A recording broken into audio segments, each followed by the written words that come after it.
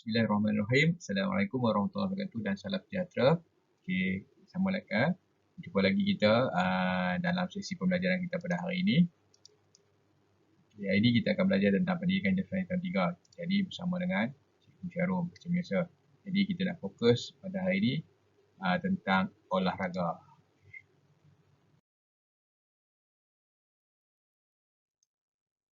Okay, sebelum tu cikgu akan terangkan dulu standard kandungan. Dan apa yang akan kita belajar ini adalah daripada 1.8 iaitu kita melakukan kemahiran asas berlari dengan lakuan yang betul. Jadi kita nak tahu bagaimana teknik nak melakukan larian dengan lakuan yang betul. Manakala standard pembelajaran pula kita akan belajar iaitu 1.8.1 iaitu berlari dalam pelbagai jarak. Kita ada pelbagai jarak nanti. Okey. Jom kita ke slide seterusnya. Okey, kita akan belajar tentang unit 6 iaitu olahragawan harapan. Okey, mungkin adik-adik pernah lihat wajah ini iaitu Khairul Hafiz jantan, saudara Khairul Hafiz jantan. Dan juga contoh seorang pelari muslimah. Jadi orang yang berlari, perempuan yang berlari pun boleh mencapai kejayaan. Tengok contoh ini pelari daripada negeri Terengganu. Negeri Terengganu.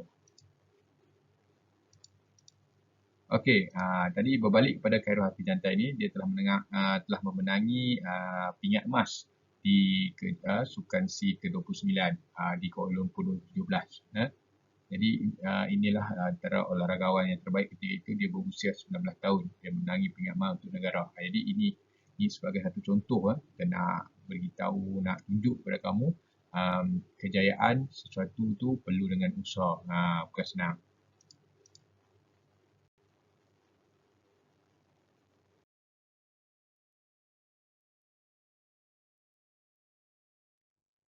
Okey, kalau awak lihat di sini adalah cikgu ambil satu contoh gambar. Ini adalah pelari pecut iaitu yang sangat terkenal, pelari antarabangsa daripada Jamaica iaitu Usain Bolt. Seorang yang sangat pantas berlari. So hari ini kita akan belajar iaitu larian aneka jarak, iaitu kita akan belajar pelbagai jarak. Kita akan belajar iaitu tentang lari pecut jarak dekat. Jadi cikgu nak terang dulu lari pecut jarak dekat. Apa itu lari pecut jarak dekat? Okey. Jadi boleh lihatlah dalam tengok gambar ni contoh posisi badan kita ketika lari pecut jarak dekat. Okey. Di sini kita boleh baca. Tengok ketika lari pecut, kepala kita tegak pandang depan, badan dicondongkan sedikit ke depan, tangan dihayun aras bahu, lutut diangkat tinggi, berlari di atas berbola kaki. Apa maksud berbola kaki? Maksudnya iaitu pergerakan di antara hujung jari kamu tu lah. Tapak yang sikit hujung jari. Okey, cuba kamu perhatikan komposisi badan Usain Bolt ni. Okey, ini adalah fasa permulaan. Jadi ketika fasa permulaan, dia ada dua teknik nanti kita akan belajar. Inilah fasa permulaan. Tengok bagaimana lonjakan dia untuk memecut ke depan. Tengok ini posisi pelari pecut antarabangsa ni. Okey, sekarang kita boleh lihat iaitu kemahiran asas. Kemahiran asas kita nak melakukan teknik lari pecut. Yang pertama kita tengok fasa sokongan. Lari mula-mula ni secara kita tak tunjuk daripada saya berdiri Dia terus lari tengok. Fasa layangan iaitu ketika memecut iaitu fasa hayunan tangan dan fasa sokongan. Macam mana gerakan kaki dan tangan dia tu dapat membantu untuk mempercepatkan lariannya. Okey, cikgu akan baca. Okey, penerangan fasa. Setiap langkah mengandungi fasa sokongan boleh dibahagi kepada fasa sokongan hadapan dan fasa hayunan. Dan fasa layangan boleh dibahagi kepada fasa hayunan dan fasa pemulihan. Okey. Pada fasa sokongan, kelajuan pelari berkurangan. Jadi sokongan hadapan. Kemudiannya menambahkan kelajuan hayunan. Okey. Jadi fasa sokongan ni dia berlari ke hadapan. Lepas tu dia nak menambahkan kelajuan dia menggunakan fasa sokongan hayunan tangan. Tangan ni dia gerakan tangan juga memainkan peranan untuk orang kata untuk mendatangkan kelajuan.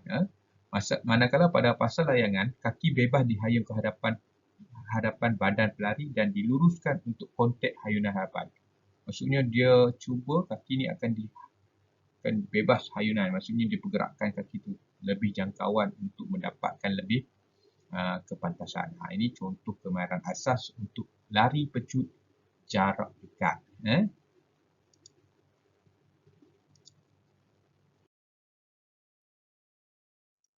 Okey, ini contoh permulaan dekam.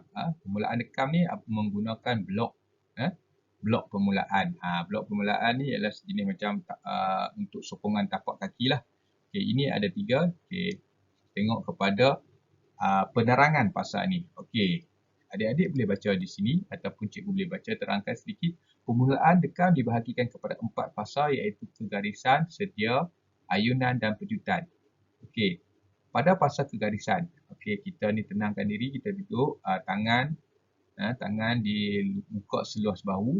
Okey, ujung jari ni jadi tidak kena duduk dalam keadaan yang ujung sama dengan garisan, tidak boleh lebih. Okey, kemudian pasal sedia, di mana posisi badan berubah, bahagian belakang dinaikkan sedikit dan manakala bahagian depan kepala tu ditunduk ke bawah. Apabila bunyi saja tembakan ataupun alat yang untuk berlepas, maka pasal sedia itu pelari akan cuba. Lepas tu pasal hayunan, pelari akan memulakan langkah daripada blok. Dia akan terus memecut dengan menggunakan kekuatan hayunan ataupun bantuan daripada tangan tadi, dan dia akan membuatkan pecutan untuk menambahkan kelajuan dan serta membuat transisi larian lah. Itu contoh kalau kita tengok pasal dia daripada permulaan dia, daripada kegarisan, apabila pengadil kata sedia, dan pasal permulaan dia, lonjakan yang baik akan membantu untuk kamu menambahkan kelajuan. Ini. Okay, di sini cikgu ada bagi contoh video daripada Khairul Hafiz Jantan yang telah memenangi pingat emas di Sukan C. Bukan Sukan C, minta maaf, daripada Sukan Kuala Lumpur. Sukan C, Sukan Kuala Lumpur 2017. Games, he's into Craig, already a gold medalist in the 400 meter hurdles tonight, looking for the second games in succession, do a 100 and 400 hurdles double. Okay, ini Khairul Hafiz Jantan. Napra, 100 and 200 gold double in 2013 in Myanmar. Okay, and then in 6, watch out for Khairul Hafiz Jantan of Malaysia. Very quickly away for the man going in lane 5, Eric Cray, the 28-year-old, but he's not going to be able to hold on here. It's on his outside. Jantan, the 19-year-old, is going to claim glory. He's going to go for gold. He's got the gold. This is just unbelievable. The 2016 Asian Junior Champion, 10.37. It's not his quickest time. He's nearly... Itu tadi. Nampak? Dia tunjuk mana pasal kegarisan tadi, sedia. Lepas tu bunyi tembakan terus. Laku yang pasal hayunan yang pertama, dan tengok bagaimana Khairul Hafiz Jantan dapat memecut dengan pantas dan memenangi pingat emas bagi Kuala Lumpur pada tahun 2017 ketika itu. Jadi catatan masa dia lebih kurang dalam 10 saat, lebih kurang dari cerita kawasan. Jadi kalau kamu boleh tengok dalam video tu, dia tulis catatan masa 10 saat. Maksudnya larian untuk 100 meter, lari pecut 100 meter dapat buat dalam bawah pada 11 minit. 11 saat, bukan minit, 11 saat. Hebat kan?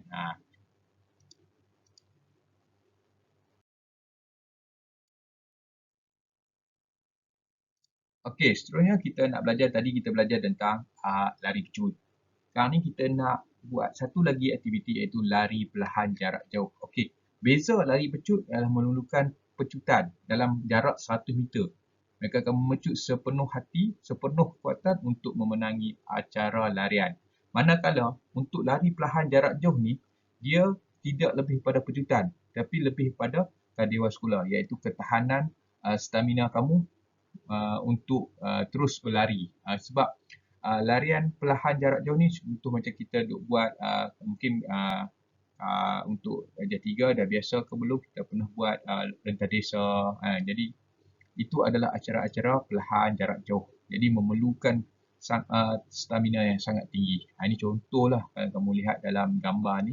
Contoh pelari jarak jauh, ini pelari denai, iaitu mereka berlari dalam muka bentuk yang sangat-sangat, orang kata, yang tinggi, rendah. Jadi memerlukan peralatan-peralatan tertentu dan juga memerlukan stamina yang sangat tinggi. Ini dipanggil trail runner. Memang popular di negara kita dan juga di negara luar. Okey, di sini kita tengok dia punya sedikit informasi, iaitu ketika lari jarak jauh, kepala tegak, iaitu kepala kita tengok tegak, pandang ke hadapan, badan tegak, tangan dihayun ke arah dada, nampak? Arah dada, hayunan, lutut tidak perlu diangkat tinggi, dia tak angkat tinggi, nampak? Dia tak sama sampai pusat dia macam ni. Berlari di atas tapak kaki dari tumit ke hujung kaki. Itu cara lari perlahan jarak jauh. Beza dengan lari pecut tadi. Lari pecut dia menggunakan berbola kaki. Hujung kan. Dia pecutan dia dan memerlukan kekuatan otot yang sangat kuat. Yang ni kekuatan otot dan juga stamina yang sangat tinggi untuk kita jaga supaya tidak cepat penat.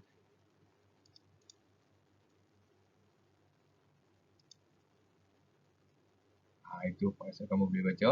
Okey, hayunan tangan yang tinggi boleh lutut diangkat tinggi semasa berlari, ini boleh akan kamu buka luas. Okey, yang ni adalah apabila kita nak buka luas ke hadapan pun boleh. Ini contoh. Contoh. Okey. Ini gambar lah. Gambar dalam buku teks, iaitu mana kita boleh perlahankan jarak jauh. Yang jarak jauh ni dia kita tak perlu paksa, tak perlu pecut, dan sebab jarak yang larian selalunya lebih pada 100 meter. Iaitu kadang-kadang yang paling jauh untuk pelajar ialah kalau sekolah rendah ni kita habis selalunya macam 24 km. Jadi kalau kita pecut awal, masa dalam 100 meter yang pertama tu kita dah kehilangan stamina, jadi rugilah. Lepas tu kamu jalan sampai habis tamat. Jadi untuk aktiviti ataupun teknik lari perlahan jarak jauh ni dia memerlukan stamina yang sangat tinggi dan juga teknik yang betul. So jadi ini kena belajarlah. Ini asas saja. Okey.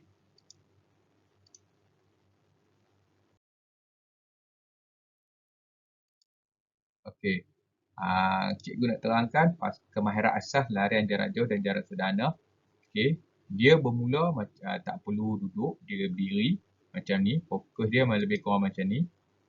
Selalunya paling jauh dalam olahraga ialah 1500 meter. Tu jarak jauh lah. Kalau tadi kalau 2.4 tu, tu sekolah rendah. Kalau untuk acara olahraga sekolah menengah ni dia 1500 meter lah.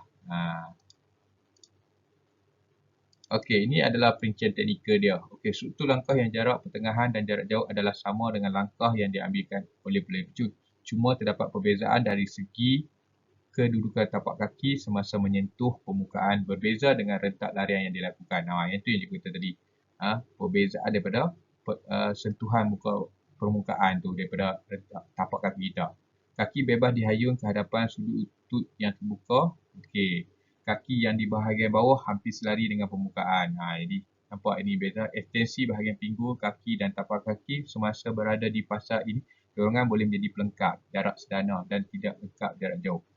Okey, jadi angkatan lutut dikurangkan dan pergerakan lengan kurang, hampir tidak ekstensi, tiada ekstensi bahagian bahu. Maksudnya dia gerakan bahu ni taklah sangat. Kalau pecutan ni dia maksudnya lebih tinggilah ekstensi dia tu. Sebab dia nak hayun, nak membantu badan untuk ke hadapan.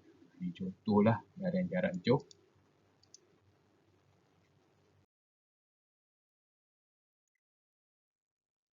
Okay, jadi itu saja penerangan cikgu, iaitu dua jenis larian, iaitu larian pecut dan larian jarak sederhana dan jarak jauh. Jadi pentingnya adalah bagaimana kita nak kenal pasti teknik yang betul. Okey, kalau kita berkesempatan nanti kita boleh buat, kita boleh tunjuk secara fizikal bagaimana permulaan kita nak lari pecut, kedudukan dekam, dan juga kita nak buat macam mana kita nak tunjuk cara larian sederhana. Jadi itu saja untuk hari ini. Jadi nanti insyaAllah buat latihan yang cikgu beri dan kita akan jumpa lagi pada sesi pembelajaran yang akan datang. Okay. Semoga apa yang cikgu sampaikan ini bermanfaat kepada kamu dan boleh kamu gunakan bila ke sekolah menengah nanti. Okay, sekian saja. Jumpa lagi. Assalamualaikum dan salam sejahtera.